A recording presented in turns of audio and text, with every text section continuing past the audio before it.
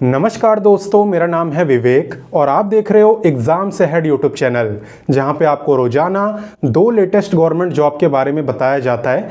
जिसमें कि आपको पता होगा हमारी पहली गवर्नमेंट जॉब की वीडियो सुबह 10 बजे आती है और दूसरी गवर्नमेंट जॉब की वीडियो दोपहर में 3 बजे। तो जितने बच्चे चैनल पे पहली बार आए हैं, फर्स्ट टाइम हमें देख रहे हैं, उनसे मैं यही कहूँगा कि आप फटाफट से चैनल को सब्सक्राइब कर लो अगर आपको डेली 2 लेटेस्ट गवर्नमेंट जॉब के बारे में जानना हो तो।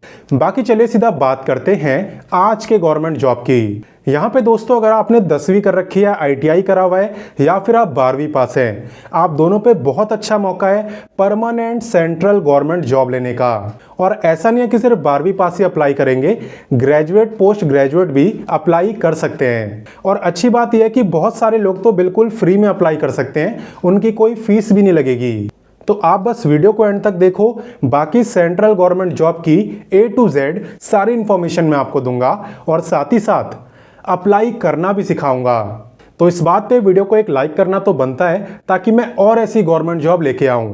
और बाकी चलिए अब वैकेंसी के बारे में जानना शुरू करते हैं। सबसे पहले मैं आपको बताऊंगा विभाग का नाम, यानी जिसके अंदर ये सरकारी नौकरी आई है। तो दोस्तों यहाँ पे विभाग का नाम है NBRI, ठीक है, ये मैंने शॉर्ट फॉर्म में लिखा है। अगर इसे हिंदी में बोलें तो इसे हम बोलते हैं राष्ट्रीय वनस्पति अनुसंधान संस्थान, और ये आपकी बिल्कुल परमानेंट सेंट्रल गवर्नमेंट जॉब है।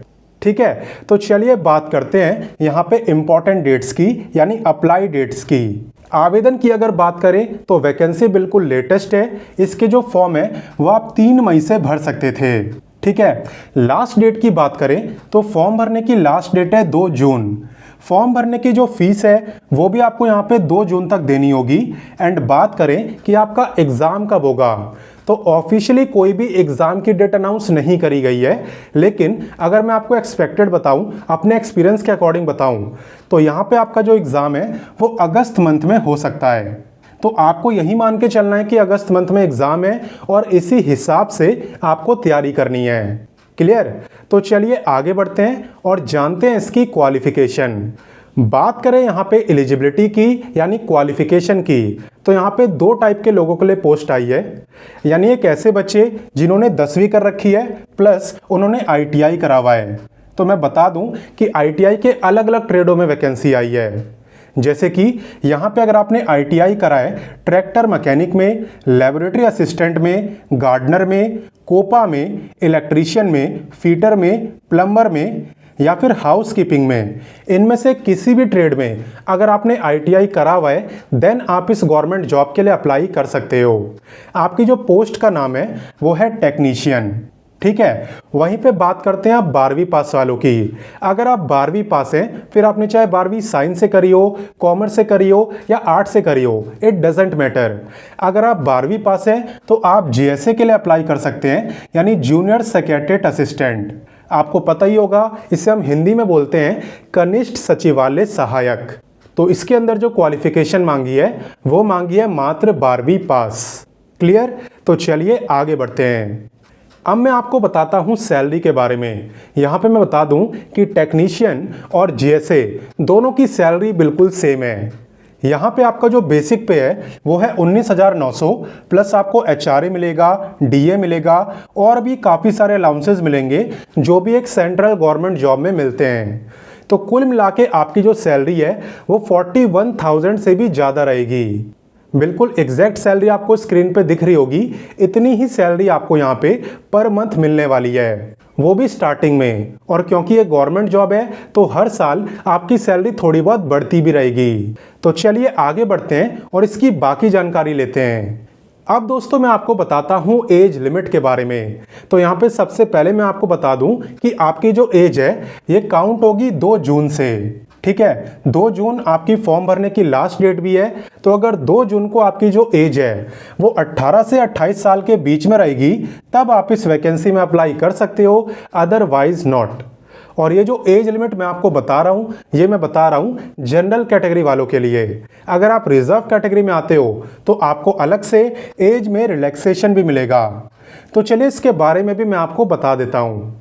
एज रिलैक्सेशन की जहां तक बात है तो यहाँ पे SC ST को मिलेगा पूरे 5 साल का, यानी SC ST वाले 33 ईयर तक इस वैकेंसी में अप्लाई कर सकते हैं। वहीं पे अगर आप OBC कैटेगरी में आते हो तो आपको मिलेगा पूरे 3 साल का रिलैक्सेशन, यानी OBC वाले अप्लाई कर पाएंगे 31 ईयर तक। ऐसे आप फिजिकली हैंडीकैप्ड का देख सकते हो, जनरल का एज रिलैक्सेशन है 10 ईयर, SC ST का 15 और OBC का 13 ईयर्स।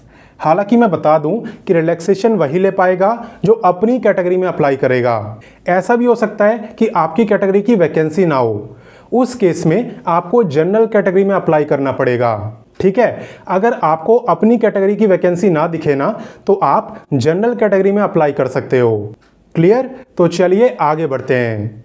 अब मैं आपको यहाँ पे बताने वाला हूँ सिलेक्शन प्रोसेस के बारे में। तो देखिए यहाँ पे टेक्नीशियन का जो एग्ज़ाम पैटर्न है वो अलग है और जो GSA का एग्ज़ाम पैटर्न है वो अलग है। तो दोनों के बारे में मैं आपको अलग अलग समझाता हूँ। यहाँ पे ये बात तो कंफर्म है कि दोनों ही गवर्नमेंट जॉब को लेने के लिए आपको MCQ टाइप का एग्ज़ाम देना होगा। MCQ आपको पता ही होगा, मल्टीपल चॉइस क्वेश्चन, यानी कि जब आप एग्ज़ाम देने जाओगे तो वहाँ पे एक क्वेश्चन के 4 ऑप्शन आपको दिखेंगे, उनमें से जो भी आपको सही लगता होगा उस पर आपको टिक करना है। इसे ही हम कहते हैं MCQ एग्ज़ाम। ठीक, तो चलिए सबसे पहले आप बात करते हैं यहाँ पे टेक्नीशियन की। टेक्नीशियन का जो पेपर है वो 3 पार्टों में डिवाइड रहता है, पेपर 1, पेपर 2 और पेपर 3। काफ़ी लोग आपको गलत इन्फॉर्मेशन दे देते हैं कि यहाँ पे 3 पेपर होंगे। पेपर 3 नहीं है, 3 पार्टों में डिवाइड है। जैसे होता है ना part A, part B, part C, उसी तरीके से यहाँ पे बोला गया है पेपर 1, पेपर 2, पेपर 3। और ओवरऑल इन तीनों पेपर को अगर आप मिलाओ, तीनों पार्टों को मिलाओ तो इसके लिए आपको टाइम मिलेगा 2.5 घंटे का। 2.5 घंटे यानी 150 मिनट्स। अब बात करें यहाँ पे टेक्नीशियन के सिलेबस की तो चले मैं आपको डिटेल में बताता हूँ। तो यहाँ पे दोस्तों जो टेक्नीशियन का सिलेबस है ना, ये आपको दिया है पेज नंबर 23 पर। चले मैं आपको समझाता हूँ। यहाँ पे टोटल आपसे 150 क्वेश्चन पूछे जाते हैं तीनों पार्ट को मिला के, और टाइम आपको मिलता है 2.5 घंटे का। पेपर 1 यानी पार्ट 1 की बात करें तो इसके लिए आपको 1 घंटे का टाइम मिलता है, जिसमें कि 50 क्वेश्चन पूछे जाते हैं मेंटल एबिलिटी टेस्ट से, यानी कि इंग्लिश, रीजनिंग, मैथ, GK सभी सब्जेक्ट से मिक्स। आपका एक क्वेश्चन 2 मार्क्स का होता है तो 50 क्वेश्चन हो गए 100 मार्क्स के। और पार्ट 1 में कोई भी नेगेटिव मार्किंग नहीं होती है, तो आप सारे क्वेश्चन अटैम्प्ट करके आना, भले ही आपको ना भी आते हों। पेपर 1 के बाद होता है पेपर 2, जिसके लिए आपको 30 मिनट का टाइम मिलता है। इसमें भी 2 सब्जेक्ट से क्वेश्चन आते हैं, एक है जनरल अवेयरनेस, इससे आते हैं 25, और इंग्लिश से भी 25 क्वेश्चन। एक क्वेश्चन आपका 3 मार्क्स का रहता है तो 25 क्वेश्चन हो गए 75 मार्क्स के। और यहाँ पे नेगेटिव मार्किंग होती है, कितने की? तो -1 की। उसके बाद होता है आपका पेपर 3, जिसके लिए आपको 1 घंटे का टाइम मिलता है। इसके अंदर आपसे ट्रेड से रिलेटेड क्वेश्चन पूछे जाते हैं, यानी जिस ट्रेड में आपने ITI करा है उसी से रिलेटेड। तो 50 क्वेश्चन यहाँ पे पूछे जाते हैं और एक क्वेश्चन 3 मार्क्स का होता है, तो 50 क्वेश्चन हो गए 150 मार्क्स के। और इसके अंदर भी -1 की आपकी नेगेटिव मार्किंग होती है। एक और बात मैं आपको बता दूं कि यहाँ पे जब आपका सिलेक्शन होता है तो उसमें बस पेपर 2 और पेपर 3 के मार्क्स देखे जाते हैं, पेपर 1 के नहीं। पेपर 1 में आपको बस क्वालिफाई करना होता है, उसके मार्क्स काउंट नहीं होते। तो टेक्नीशियन का तो सिलेबस आपने देख लिया। अब हम बात करते हैं GSA की। GSA की अगर बात करें तो इसका जो पेपर है वो 2 पार्टों में डिवाइड रहता है, पेपर 1 एंड पेपर 2 में। टेक्नीशियन में यहाँ पे कोई भी टाइपिंग टेस्ट नहीं होता, लेकिन GSA में होता है।